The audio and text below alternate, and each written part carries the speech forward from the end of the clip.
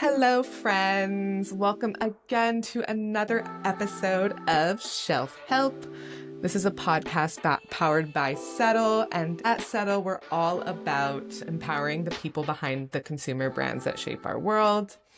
This show is an extension of that mission, and we're going to dive deep into the real stuff, the stories, the mess, and the mental health strategies that help founders grow fearlessly. That is the big goal here. And today on Shelf Help, we have Christine Tran, the co-founder of NUFS. This is a snack brand on a mission to make nutritious, taste nostalgic, and I love that. Also, my personal favorite are the hot honey crackers. I put them in my Whole Foods cart like every week. They're on sale for the first 3 weeks of May, so So go get your crackers yeah. at Whole Foods.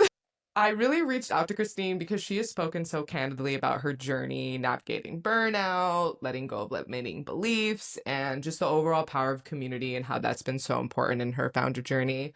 But yeah, welcome, Christine. So happy to have you here. Thank you so much for having us. Yeah. Another reason I should say, like, I was super intrigued with chatting with you was the fact that you founded this brand with your sister.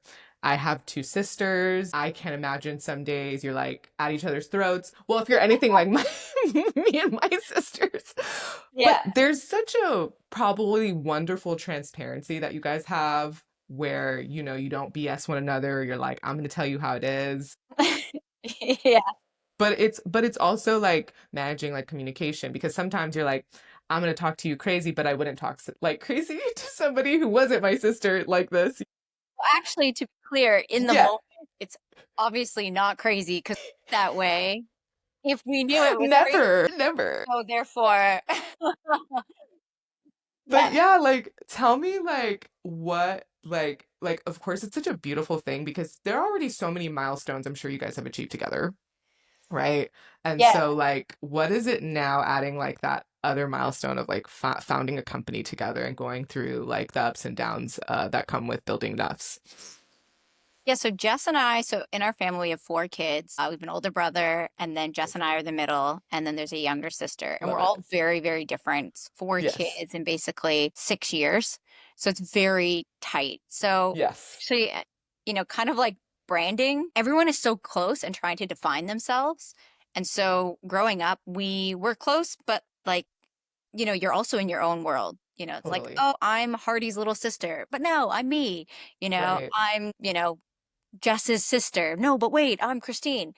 Totally. So it's kind of Totally. interesting. I think when uh, Jess is, extremely talented, so hardworking, so fun and playful, and she always knows how to spin things in a very positive way. She's very optimistic. And so there's really no one else I would have, hoped to have a business Mm, with. But amazing. I remember talking to a friend of mine, and he said, you know, in some of the moments when we have tension, he said, it's pretty amazing because this is the most time you'll actually get to spend with them That's so because true. otherwise you wouldn't. And I remember thinking, wow, you're right. Because in my previous career where I was there for 10 years, like I didn't really see her much, like on the weekends and dinners here and there. But I'd moved to New York and she was in Toronto. And so that was really, really amazing perspective. And the other day I was listening to Nick Cassano. He did an interview and he was explaining how he decided on his team. And one of his friends in college, he was like, I don't care. I just want to work with you. So he was like, I kind of created the business to make sure that my crew is together. And so I think that's a really cool thing is like the people matter so much, but you actually don't get to spend a lot of time with your people. And so it's, you know, I love that. learn and discover Yeah. a lot about them. Yeah. That's so beautiful. And I'm sure there's, yeah, like just a new level of like love and respect that you guys have for one another going through this together. So Real that's, high highs and also low lows. Like I know, once my fiance was like, in a corporate environment, people would talk to each other that way. And you're like, 100%. okay, Hey, maybe we but are too honest. I no, and I hear you because like I feel like that is something I'm always like with my sisters. And it's kind of like one of those things where it's great because you're gonna know exactly how I feel, but did Yeah. I need to say it that way? You Yes. know? Yeah. And so it's like I'm always definitely like honesty is like the best, Yeah. but like how can we, be mindful of the fact that we all have like our traumas and all the things, right, that come up when we Yeah. have like really charged conversations, right? So I totally hear you, and I think that's funny that your fiance brought that up because my fiance also always is like, yeah, just you guys talk so crazy. And I'm like, yeah, I know. It's a reality show, whatever. That's amazing. And how do you guys in the business kind of divide responsibilities? Like when you guys were first starting out, like Mhm. what, like you already mentioned some attributes about her. What about you? And then how did Mhm. you guys kind of like find, I guess, that balance? Yeah. I think in the beginning, Jess has a background in marketing and advertising. She used to cover accounts like funnily enough, because we're in the better for you space now, she used to cover like KFC and Taco Bell. That's amazing. So she kind of was going to be in that lane. And then I had a background in bond sales. And so I think the thinking was I would do finance and sales, but it actually hasn't really ended up that way. I think I have Interesting. really loved the creative process and I also really love being close to the customer. And so that kind of means that I will hear and see and observe things that customers say, and that'll be something like, for April Fool's Day, we made fake NUFS nail polish line, I and that saw was that. really, That was so yeah, cool. we loved it. Yeah, it was really fun, and it was really because we saw a lot of our customers would post our crackers, and their nail game was fire. So we were just like, you know what, this is just a natural extension of what Yeah. we're doing, and I honestly think that finance and marketing and everything can sometimes silo people. But when I was in bond sales, ultimately my objective is what what do I need to do to best serve my customer? And so listening and observing how things behave. And so that's kind of leaned me into more of like a sales slash marketing and on the field type of role. And then Jess has taken over managing like finance and also operations.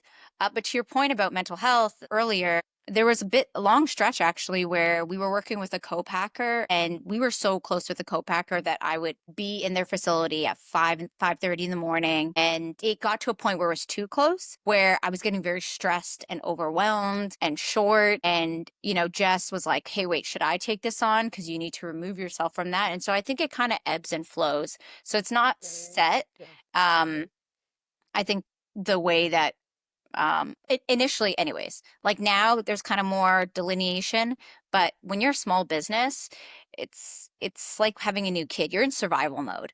Like Yeah. anything you can do to make sure the heartbeat is going, like that's what you got to do. And so just kind of being up for anything.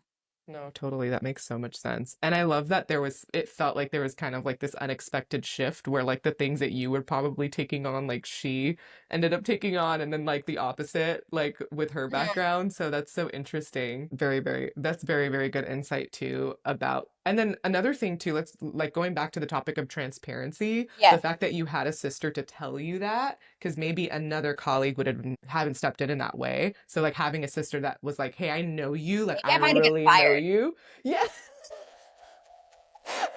Right. That's so funny. But like it's like, like building business with family, because I've Yeah. I've talked to other founders that are doing similar things is also very special because of that. And so that's really awesome that she did that, and you guys kind of found a solution there. Very, very cool. Um, let's jump into another kind of thing that I really noticed in listening to some of your other podcasts was like right now you just said, "Hey, I was at a facility at 5:30 in the morning." Mhm. Right? So it sounds like there are times you have very early mornings and I'm sure very late nights. How are you managing burnout? And when do you know you need to like maybe switch things up to like recharge? Mhm. I think you don't realize that you're in burnout. Um, It takes probably a long lag time, like you're kind of in it for a Yeah. long time. But I would say that if things stop to spark joy and you're not having fun, that's usually for me an indicator. Or if I'm not going to the gym where I love to move my body, but if I'm just busy and then I'm like, okay, I'll just delay this, I'll delay this. Um, those are usually the times. The sparking joy is the big thing because nuffs for me is, for us is simple ingredients are enough. So that's why it's nuffs for short. But for me personally, and I think I want to show to a lot of people is you are enough. So, we're expanding into probably 1,500 doors this year, but still myself and Jess. And I want to show people, hey, you didn't need $1 million to start. We just kind of started with what we had. And that spark of joy is super important. That feeling that like it's almost limitless, and I think actually that's the capital that people really underrepresent in the founder journey. One, that joy, and also the importance of that momentum of winning or succeeding or something, because you do reach a certain point, and you hear this in relationships when people break up, like, I was so tired of giving and not getting. And so kind of finding those wins, and that could be, yes, getting into a certain store, or going into a store and selling 12 packages by going into demo. It's important to kind of have those tools or strategies to kind of recharge your batteries. That makes sense. No, I love that. And I think that part on sparking joy, I guess, has there been a moment like you can think about recently where you were like feeling that way, and like kind of had like a moment to kind of maybe like pivot to like, okay, maybe I do need to do a demo today to interact with my customers, or put through some velocity. Yeah, Um, yeah. Um, yeah, actually recently, yesterday I was back out at a field event, and I hadn't been in one for, a couple weeks because I've just been more behind the spreadsheets and sitting at the computer, doing some planning. Those moments for me, one, remind me why I'm doing this, and also kind of not realign, that's not the right word. Right size what we're doing. And I say that because um everyone likes to refer to the data. Like, this is what I'm seeing in the data. The data does this and blah, blah, blah. But like, data can also be manipulated. And that's something that isn't discussed enough. And so if you're not out in the field in reality, like, this is all just like a theoretical like concept and idea. And so I think talking to the customers and getting that feeling is super important. Another thing I do that, so true. you don't have to be out in stores. I'm on Instagram a lot, and I talk to our customers face to face. Like, I So will cool. like send them a video and something like that. That's And I so find cool. that's Yeah. awesome because, it might be midnight and they're snacking on our crackers with like tomb dip or something. And I'm just like, oh yeah, thanks for the snap. That's And so then you just cool. kind of, shoot the shit with them. Yeah, I love that. And that sounds like it's such a moment of reinvigoration for you, right? And yeah, shout out to Tomb, that combination right there. I also had your crackers with Becca's Fishwife, also a very good Oh, combo. yes. Great. So yeah, The Fly by Jing collab that they did was amazing. that was the That one was I the one? actually I had. knew Yes, it. shout out to Becca. But yes, Engine. yes, Yeah. and Jean, you're right, you're right. But the only reason I said that was because she had done a giveaway, and so that's why I had those spare tunas. But yes, and Awesome. also by Fly by Jing for sure. Amazing. Shout out to all our women founders. But yes, okay, very cool. Let's pivot. Actually, talking about like Asian founders, right? I Yeah. think that's like a perfect pivot. Like, one of the best things that for me, like, I've seen in just the emerging CPG space is just like what used to be like ethnic food in this part of the store is now like just taking over, which Mhm. is wonderful, right? Because, like, for example, like, I'm Latina, like going to, Expo S and seeing like a whole aisle of like Latino brands, like, and just Yeah. like music, and it was just fun, and the flavors were amazing. Equally, there are so many wonderful like new Asian brands that have popped up. And tell me a little bit more about just kind of like your story, being the child of immigrants, kind of being in Canada, and why that is so important to how you're building NUFS. Yeah. I know it's a loaded question. There's a lot to it. I know. So going back to the foundation, that NUFS is short for enough, really meaning you are enough and enough is for everyone. I think the way it informs how we talk to the consumer. And actually, my mom growing up, she was a tailor and she had a store for 25 years, and actually in Jane and Finch. And she had a very diverse customer base, and everyone was like so fun, would always kind of shoot the shit together. And so I think I always felt like diversity was just normal and fun and great. We would have roti or or Chinese food, Jamaican food. So I think that the challenge is that everyone has a very different experience with diversity. Um, Ours is a perfect example, because for a lot of brands that are coming up, the focus is like for AAPI month, for example. Yeah. People want to highlight brands that are Asian brands, but Asian brands perhaps making Asian flavors, right? And so we don't use Asian flavors, but we do use black sesame seeds, Yes. which are highly consumed in China, Ethiopia, in Middle Eastern culture. And so I think diversity, and through food specifically, you see how different ingredients actually are used in many different cultures. And that can really, really Totally. bring us together. And so actually our hot honey cracker, when we first formulated it, we were like, something is missing, some savoriness. And so our black sesame seeds with our cayenne pepper really offers that. It's a really interesting question because I think for me growing up, I would actually get like, you're not Asian enough. Interesting. You're Same. Yeah. right, right. So that's another side of the conversation that people don't talk about. And so it was funny. I actually had I don't know if I'll just say this to you. You probably don't want to post it. There was We'll see. there was one Halloween where I actually dressed up in a skull costume and my face was painted black and white and it was really, really fun. And the next time I met the group that I went out with, it was my first time meeting them. They were like, "What? You're Asian? I didn't know that." I was like, "That's so crazy." Cause like I was not pretending not to be, like I just who I was. Right. And I think that experience for me is so foundational to every customer you talk to and every person you talk to is a different like spirit and entity. You Totally. encourage them or you discourage them. So when you're asking questions about where people are from, what foods they enjoy, you're learning about them to build your understanding of them.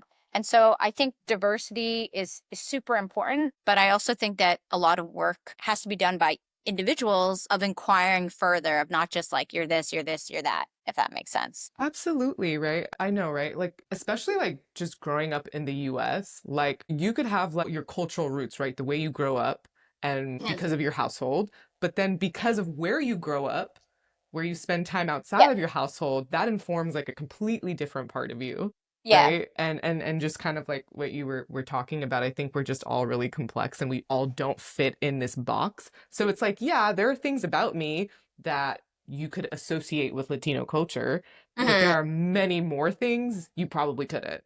You know what Yeah. I mean? Yeah. Actually, being in like growing up in Canada, I didn't, it was when I moved to the States actually that I was looking more into the Vietnam War and, oh, where did the Vietnamese community immigrate to and why? And I think that's no fault of anyone's. I think it's just when you're in school, you're like, how do I get the grades to get to university? Because my parents want me to go to university. And so you're just focused. And the reason why I share that is that when we think of our consumer for our hot honey crackers and our everything bagel and our sea salt crackers, and we introduce them to cheeses or different hummuses and dips, we try never to treat the customer like, oh, you didn't know this? How did you not know this? Right? And so it really invites people into the conversation. That's how I think of history of when I meet people from an area that I really know nothing about. And it's just because it hasn't come across my path, Yeah. just from a natural evolution of interest or people that you meet over time. Yeah, absolutely. Absolutely. I love that. And it's such a great conversation. Do you ever feel like there are parts of you that something about the work ethic that you probably saw growing up Yeah. and what that equates to what you do on a daily basis sometimes contribute to like the burnout, where it's like for me, I think when I think about it, I never really saw my mom just sit Yeah. and like be still. Yeah. And so though it like is Is that great, the mom side? Like she was my doing mom, like mom things, yes. like meaning Like like cleaning, cooking, yes, cleaning, or cleaning, you mean like like she was working. working? Okay. Yeah, everything. Like even to this day, like she doesn't know how to like Calm, chill. literally. I'm like, "Mom, like hey, like Yeah. sit down." But then I'm like, "Wait, well, I just like did the same thing today." Like, and so I'm wondering as a founder, like it's an amazing thing because well, that's great. You're powering through the moments that require you to work, but then when you need a rest, what does that look like? And how do you like turn that off when sometimes I feel like that's just what you know because you saw it all the time and that was just like what was normalized to you, but actually just like taking some more time to just be like, okay, like I'm going to Yeah. like sit. And then what does maybe sitting look like for Christine or chilling? Like what is that? Like when you need to just not think about NUFS. My roommate will say I have no chill.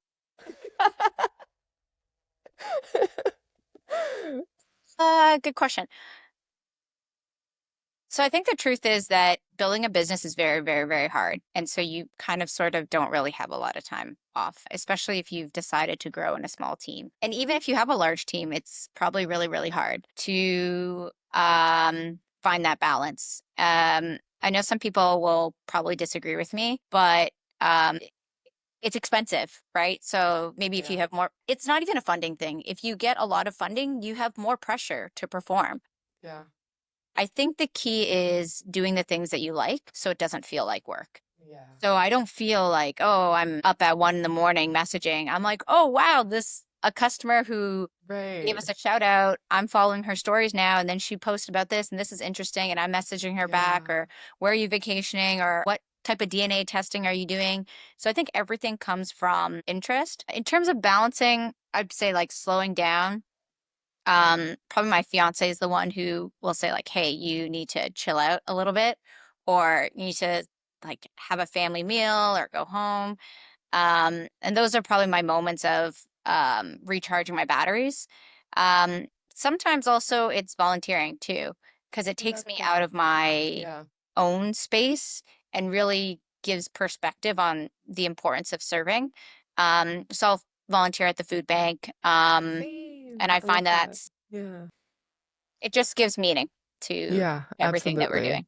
No, totally. And which is already amazing because you're working for a very mission-driven company as far as like trying to be this disrupting brand, to be a Mhm. better cracker alternative, and already so mission-driven also with your dad's story and how you started this brand. And so it's already amazing that you're doing that to take even more, like it's like even more humility, right? Like to just like put yourself in that boat. And I think no, that makes sense. Because I think it's like really easy to be present when you're volunteering. That's personally how I feel too. Mhm. Where I'm like, I'm just here. I'm not really thinking about work. I'm not Yeah. thinking about like, family drama. I'm not thinking about like I'm just here and I'm serving and that's it. Yep.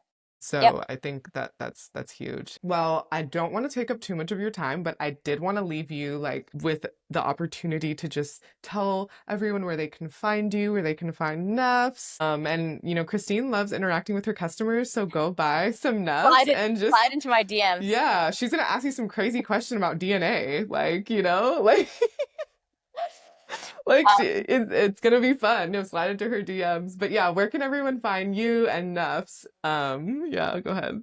Yeah, so we are found in 4 regions of Whole Foods in Southern Pacific, Southwest, the Midwest, and the Northeast. And just in March, we went national with Sprouts, which is a huge, exciting So amazing. accomplishment for us because we did the innovation set, which I'd highly encourage all brands to reach out to Brody and the team. They're, always looking for new exciting brands. And likewise, that's to the Whole Foods Leap program as well. Cool. The foragers are fantastic to work with. We're also in Central Market and in Texas, and you can also find us online as well. And Amazing. big shout out also to Misfits a Market. We're also on their platform as well, and they, Ah, very cool. really I didn't know focus that. on, yeah, Yeah. really focus on, trying to reduce food waste, which I think is super important, and really making healthier ingredients and foods more accessible to everyone across America. It's amazing. Awesome. That's just wonderful. And yes, again, try the hot honey. I've tried all of them and it's still my favorite. And it's because I've given up hot Cheetos. I've given up the red 40. Oh, Like it's the red 40 had to go. bye. Bye, Yeah, right? I know. And this bye, has been a great Felicia. it's been great to like still get that heat because I need it. So that's why I personally love them. But thank Yeah, you let us so know much. any other future flavors that you want to see, to your point, with the changing regulation in the market right now. Yes. That's prime for disruption for flavors and really high Absolutely. quality ingredients. So, yeah, if there's any flavors you want, let us know. Yeah. Me, I'm always garlic. Give me Hey, garlic. Yes, I want garlic. but straight up garlic. So, like, No, like everything bagel it's didn't, like I it's know, not enough like garlic. It's something with garlic, like also there. Like it has to be like a mix of garlic and something. Like it could, I don't know. Hence why you love to. Yeah, Uh, seriously. But I'm what? always such a garlic person. But yeah, no, I actually just we'll had their noodle on garlic it. basil dip Ooh, yesterday. ooh, that I sounds don't know if you can do a garlic good. basil cracker. There you go. We're ideating. Yeah, we're 1 year ideating. from today, you're gonna drop that cracker. Yeah. I can come back to Will it this. be an exclusive Settle collab? Is Settle gonna? Hey, we could come out with the cracker, right? That would be amazing. Oh my gosh, I love it. We'll have Christine, to call our buyers. I know, right? Literally, you're so amazing. I was so happy to do this But show thank with you you so much because for you having us. so much good energy and seriously appreciate it. A lot of good tips Yeah. here for other founders to Well, listen yeah, to. if I could just say one last thing Yeah, is of like, course. I really want people to never feel like any problem is too big. That you really have everything within you to be able to solve the decisions or challenges that you have. And sometimes that really requires reaching out to people and asking for help. And that's the most Mm, important thing. And creating community, through Settle and through Startup CBG and the Naturally Austin group, we've been able to create a wonderful community, which people check up on your friends, check up on your people, right? yes, totally. Don't sometimes don't know when to ask to help for help. And Right. it's someone coming in saying, "Hey, how you doing?" Yeah. So ask someone out for coffee and you'll feel better for it. I And love go that. for a walk outside. Yes. Oh my gosh, so many gems. Yes, I love that. And yeah, definitely the vulnerability and asking for help that can be so challenging for so many of us. So I think that is so important. I'll But just one last story. no, So like it's no, because yes. we had a batch of crackers that were stored in a facility that Hmm. was getting really, really hot in Texas. Hmm. And it was, like 110 degrees. So the extra virgin olive oil that we use is very sensitive to temperature. And so realizing this, I rented a truck and brought a pallet of crackers into my personal apartment. And I was unloading it, yeah, like up, I don't know, 2 sets of stairs or something by myself. And it was like Friday night at like 11 o'clock. And my Wow. neighbor, she was like, "Hey, can I help you?" And like we hadn't really interacted. And I was like, "No, it's okay. It's okay." And then her boyfriend came out and he was like, "My girlfriend said I have to help you because it's ridiculous." And I so love to the that. point about not asking for help. And I have a video, I think, because I think I recorded it on my phone because I was like, this is so crazy because he held me Yeah. for like an hour. Like we were like, Wow. it was a full A pallet of pallet. crackers. Yeah, that Yeah. is Well, actually, wait, I amazing. think it was 2 pallets because I had to rent a truck. And now he's actually one of my best friends. So shout out to Kojo. He just got into Texas Law School, UT. Congrats. So that's just a perfect example of like showing up for people in your community. And, you don't want to ask for help, but someone will show up. Whenever you offer that, like they're now one of my best friends. So Yeah. I encourage people to meet new people. Actually, so true because when you allow for help, it really opens up like this vulnerability and ability to connect with people that, Yeah. it's like, and look at that, a wonderful friendship blossomed out of Yeah. that. So Now I have amazing. a future lawyer. Yeah. And we all need one of those, right? We all need one of those. So that's amazing. Awesome. Awesome. Thank you so much, Yeah. Thank Christine. you so You're much the for having me. I best. appreciate it.